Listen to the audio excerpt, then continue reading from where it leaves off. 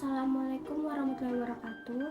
Jadi kami di sini akan mempresentasikan hasil diskusi kami, yaitu hasil audit manajemen sumber daya manajemen pada program audit pengelolaan SDM pada PT Bank Sumut KCP Krakatau. Nama saya Nisa Kairani. Nama saya Jalamira Safa Zahra. Nama saya Rahmi Ahmadi Harahap.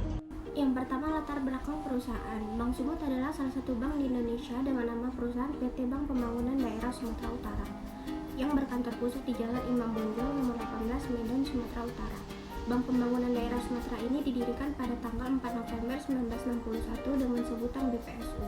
Sesuai dengan ketentuan pokok Bank Pembangunan Daerah Tingkat 1 Sumatera Utara, maka pada tahun 1962 bentuk usaha dirubah menjadi Badan Usaha Milik Daerah atau BUMD. Dengan modal dasar pada saat itu sebesar 100 juta dengan sahamnya dimiliki oleh pemerintah daerah tingkat 1 Sumatera Utara dan pemerintah daerah tingkat 2 se-Sumatera Utara.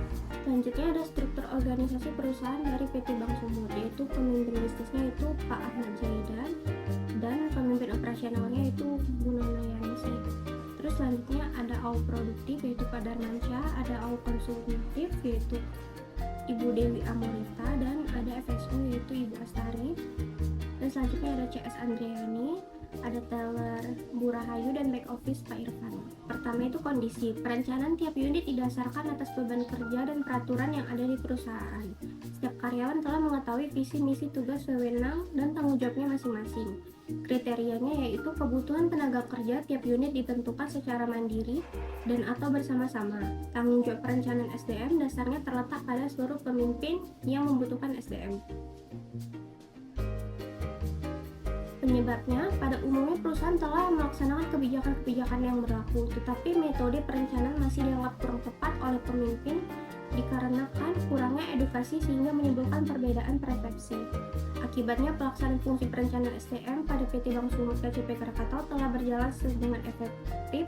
Seluruh programnya dilaksanakan sesuai kebijakan walaupun berbeda dengan persepsi dengan pemimpin. Selanjutnya yang kedua, ada di kondisi pemimpin perusahaan dilibatkan dalam penentuan jumlah karyawan yang akan direkrut. Calon karyawan yang mendaftar telah memenuhi persyaratan yang diajukan. Kriterianya, rekrutmen dilakukan apabila perusahaan membutuhkan kerja sesuai formasi. Seluruh calon karyawan wajib memenuhi persyaratan umum dan khusus sesuai bidang yang dibutuhkan. Penyebabnya, pemimpin telah melaksanakan program sesuai dengan kebijakan perusahaan dan telah menginformasikan persyaratan dengan jelas di berbagai media.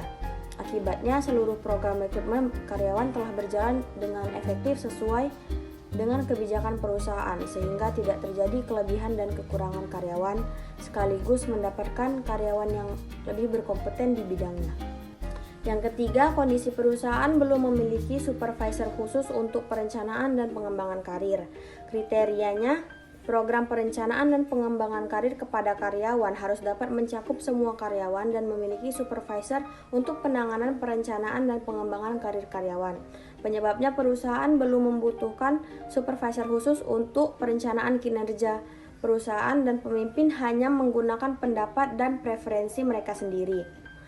Akibatnya, tidak adanya supervisor khusus dalam perencanaan dan pengembangan karir karyawan dapat membuat karyawan kesulitan dalam merencanakan dan mengembangkan karirnya. Bisa saja dalam penilaiannya manajer tidak objektif dalam melakukan pengembangan karir karyawannya, dan tentunya hal ini akan berakibat bagi karyawan.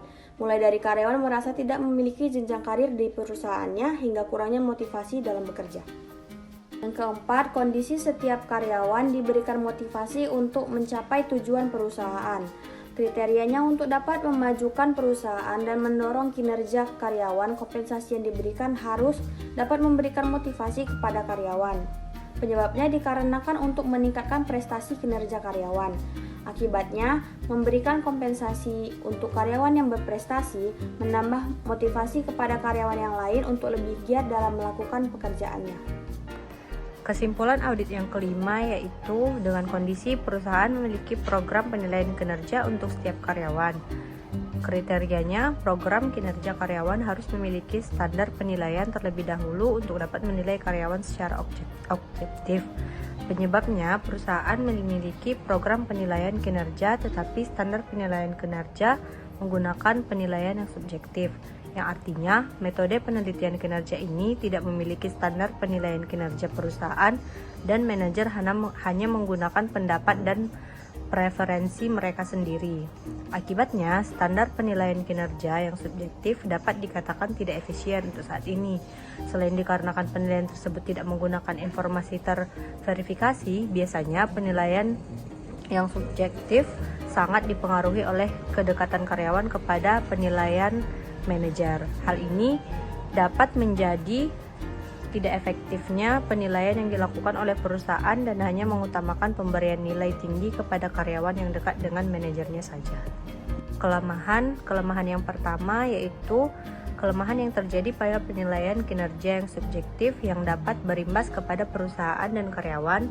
Kelemahan yang kedua yaitu kelemahan yang terjadi pada program perencanaan dan pengembangan karir karyawan yang tidak dipersiapkan dengan baik dan kurangnya tenaga khusus untuk menanganinya. Rekomendasi dari kami yang pertama yaitu perusahaan harus meninggalkan penilaian kinerja yang subjektif dan membuat standar penilaian kinerja yang objektif sehingga penilaian kinerja dapat terukur dengan jelas dan tidak adanya kesalahan dalam penilaian kinerja karyawan sehingga evaluasi penilaian kinerja pun dapat terlaksanakan secara efektif. Rekomendasi yang kedua yaitu perusahaan harus merekrut dan mempersiapkan supervisor khusus untuk perencanaan dan pengembangan karir karyawan agar para karyawan dapat dengan jelas melihat bagaimana jenjang karir dalam perusahaan tersebut dan meningkatkan motivasi karyawan agar dapat meraih karir cemerlang para perusahaan tersebut. Ruang lingkup audit sesuai dengan penugasan yang kami terima, audit yang kami lakukan hanya meliputi masalah program pengelolaan sumber daya manusia pada PT Bank Sumut cabang Krakatau untuk periode tahun 2022.